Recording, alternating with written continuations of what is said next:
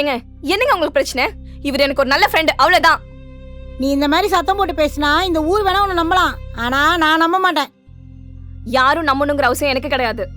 என்னை பத்தி எனக்கு தெரியும், என்னை பெத்தவருக்கு தெரியும். இப்ப என்ன, நான் என் புருஷ வீட்டுல இருந்து ஏன் வந்துட்டேன்? உங்களுக்கு அதானே தெரியணும், அதானே உங்க மண்டைக்குள்ள ஓடிட்டு இருக்கு. ஒரு பொண்ணுக்கு சொல்ல முடியாத பிரச்சனைன்னு 1000 பிரச்சனை இருக்கும்.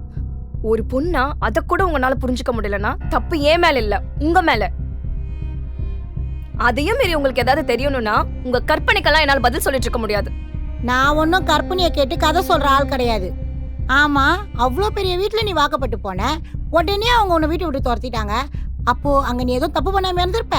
ச்சே, கல்யாண வயசுல உங்களுக்கு ஒரு பொண்ணு இருக்கு தானே? நாளைக்கு அந்த பொண்ணை ஒரு பணக்கார வீட்டுக்கு கல்யாணம் பண்ணி கொடுத்த அந்த பொண்ணை நாய் மாதிரியும் ஒரு வேலைக்காரி மாதிரியும் ட்ரீட் பண்ணா பார்த்துட்டு சும்மா இருப்பீங்களா? எனக்கு அந்த நிலைமை தான். எனக்கு அதான் அங்க நடந்துச்சு. எனக்கு அது பிடிக்கல, அதான் கிளம்பி வந்துட்டேன்.